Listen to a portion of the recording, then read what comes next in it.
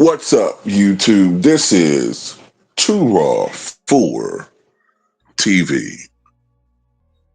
All right, so before I get into this video, I want to give a shout out to the brother Dante for the $20 donation via the PayPal. Much respect to him for showing love to Too Raw for TV.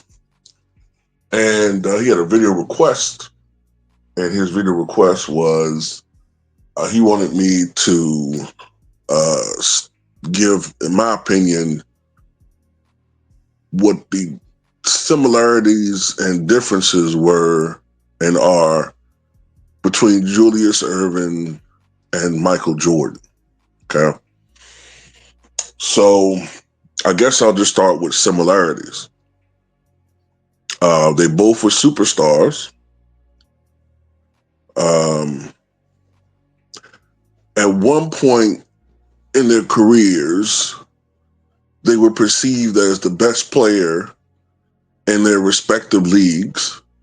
Julius Erving, the ABA, Michael Jordan, the NBA. Briefly, I guess you could say that Julius Erving was the face of the NBA in the late 70s, but I don't know if you would say he was the definitive best player, because some people would say it was Kareem.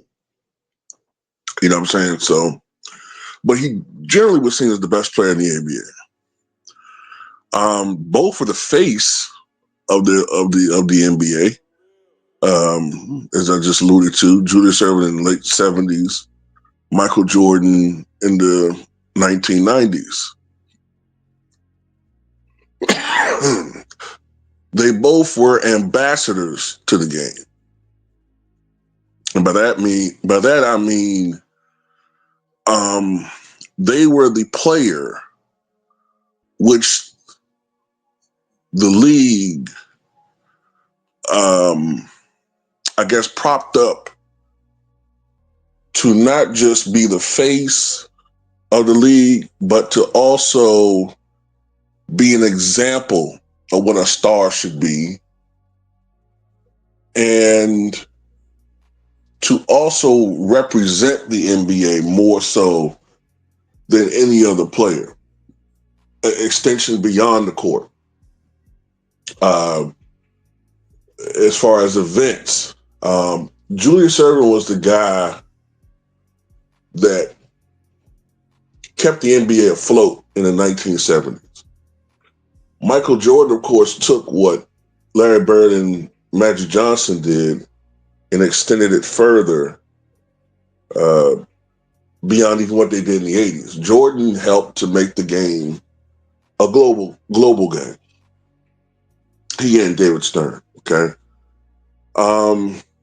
Both of them were scorers, although I think Jordan was the more dominant scorer. I think most of us would agree with that. Even though they both scored over 30,000 points when you combine the ABA with Julius Erving.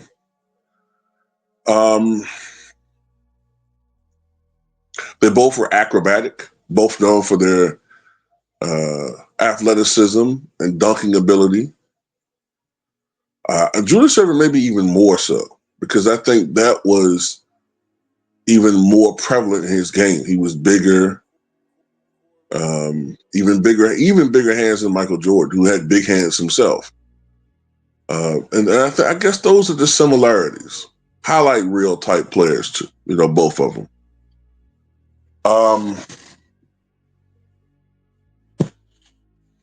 Both very popular around the league, not just among fans, but even amongst other players. Now, differences.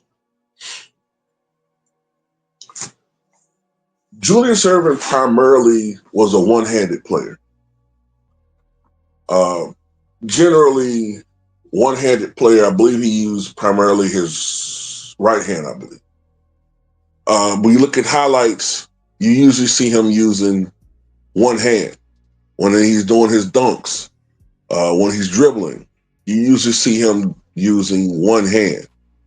And I think over the course as his career progressed, he tried to use his other hand a little bit more. He tried to become a little bit more ambidextrous, but he generally used, it was more dominant with, I believe his right hand, I think it was, right? Michael Jordan was more of a two-handed player, okay?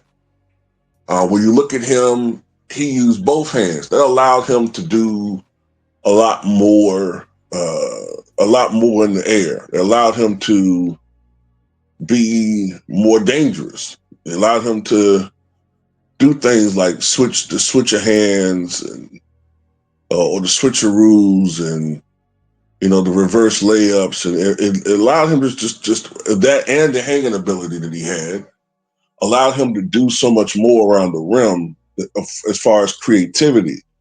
He did things that we hadn't seen before. Now you have players who try to emulate the things he do today, but it just don't look the same. You know what I'm saying? It don't look quite like how Mike did it.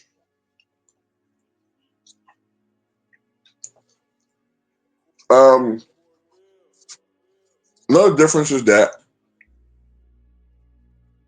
compared to Michael Jordan, Julius Erving's offensive game was more incomplete. I mean, as he got older, he did work on his mid-range a little bit more. He was able to knock down some mid-range jump shots, but Jordan, of course, just added so much more to his game. Jordan was the better ball handler. Jordan was more creative with the basketball. Jordan had a better mid-range. Jordan perfected the fadeaway shot. I would even argue, even though Michael Jordan was smaller than Julius Erving, Jordan had a better post game. I mean, as far as back to the basket, his moves, scoring in the post, I would argue he was a little bit more, I would say he was more complete with that. And as we entered the 1990s, Jordan began to add a three-point shot, which is something Julius Erving really never had, especially in the NBA.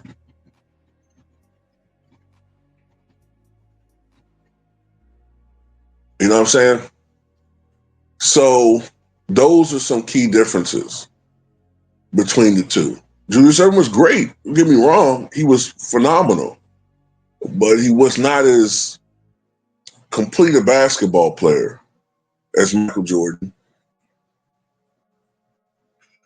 Defense, I think Julius Erving was very underrated as far as being a shot blocker, a one-on-one defensive player, um, a help defender. I think he was underrated in that aspect. People focus more on his dunking ability and what he did offensively. Michael Jordan was a great defensive player. I think Jordan was a little bit better as far as a one-on-one defender. He also got a lot of steals, not quite as many block shots, but then Julius Erving was a little bit bigger and longer on wingspan. I think Julius Erving kind of focused more on shot blocking than Michael Jordan did, especially as Michael Jordan got a little older. He's kind of focused less on shot blocking, although he still could do it. And that's pretty much it. Oh, one other thing. You can make a strong argument, and I'm not trying to say all these things to crap on Julius Erving. I'm just being honest. You can make an argument that Julius Erving sort of underperformed as far as, especially the first few years of his career. He kind of underperformed as far as what people expected him to do when he entered the NBA compared to what he was doing in the ABA. He kind of underperformed personally as far as his own output, and also when you consider the talent he was playing with those first few Sixers teams. Now you could make an argument where you had so many different scorers so that the chemistry wasn't the same, and you can make an argument too that Gene Shue wasn't using him the right way, and that kind of was holding him back. You know, the coach was Gene Shue at first, and then he was replaced by Billy Cunningham. But whatever the case may be, Julius Erving had a lot more talent at his disposal overall than Michael Jordan did, especially the first few years. But he underperformed. He went to the finals, but he kept losing. Michael Jordan, on the other hand, individually, greatly overperformed compared to what people thought he was going to be as a basketball player. People kind of thought he'd be more like a Jerry Stackhouse or a Michael Finley type player when he first came to the NBA. And of course, he was one of the great stars the game has ever seen, but he did not have the greatest talent around him. And then ultimately, he still was able to take those teams to the postseason. And once he got Scottie Pippen and Horace Grant, they were able to become established near star or star level players themselves. Then the Bulls were always in the hunt for a championship after that. So I hope I did a pretty good job of stating the similarities and differences between Julius Erving and Michael Jordan. Tell me what you guys think.